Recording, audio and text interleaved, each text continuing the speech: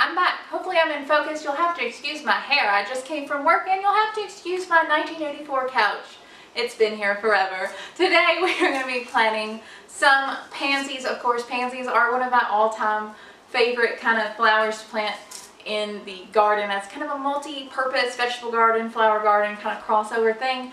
They work great in salads and other edible uses, but they also look super adorable in cut flower arrangements, so I definitely think they're one to have. They are extremely popular as a bedding plant, but guess what? You don't even have to buy them from, you know, the home improvement store or Home Depot or whatever you want to call it, because you can grow them from seed, and they are super easy to grow from seed. The same applies to, you know, things like Johnny jump ups and, you know, pretty much any variety of pansies. So let's get started. The season the pansy I'm growing is called Springtime Cassis. It looks like a mix of kind of purples and whites and things like that. But the thing to know about pansies is that they are a cool season hardy annual. Sometimes they behave kind of like a perennial, maybe a short-lived perennial. It really just depends on the type that you're sowing. So just read your package and you'll pretty much know what to expect. Now, in a lot of places with a cooler climate, you can sow these in the springtime. In fact, I also sow these in the springtime as well as in the fall. But you'll find that a lot of pansies and things like Johnny jump ups are extremely cold tolerant. In the channel, I'm here in Kentucky. I'm in like zone 6B, 7, something like that.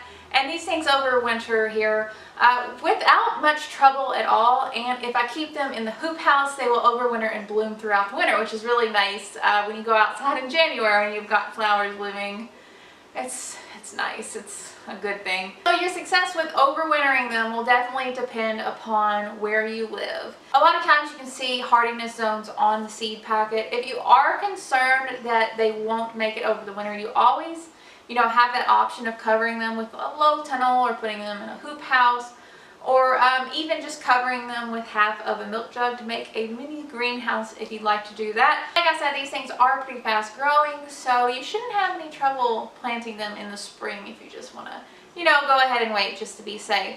I notice a lot of these pansy seed packets say that you can direct sow. I think that is a possibility, but I personally don't choose to do it because usually there aren't very many seeds for one. And I've kind of had scattered success with that. I've done it a couple times and I wasn't really impressed with it. I mainly choose to start my pansy seeds by using a seed starting tray. Simply all I do is I get my seed starting tray. I fill it up with a moist kind of soil potting mix. You can use a seed starting mix. I just use a potting mix like Miracle-Gro or something because that's widely available and I have it on hand. I can get it really easily. Make sure that's good and damp, and I am just going to surface sow the seeds on top of that. And once I've done that, I'm going to press them lightly into the container, making sure that they have just like really nice good contact with the soil. Give them a quick mist with water just to make sure those seeds are good and wet. And then I'm going to slip them into a solid black garbage bag. And I'm going to leave those at room temperature. I'm looking over there because I have some over there.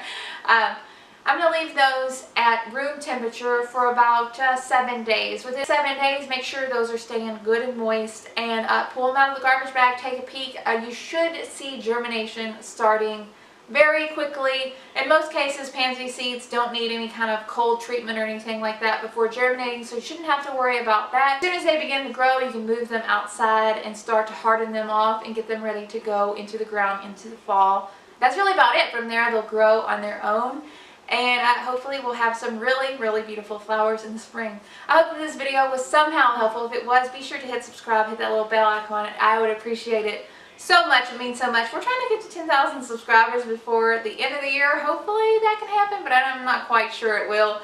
Share with a friend, all that good stuff. I hope y'all are having a great day. I'll talk to y'all later. Bye, guys.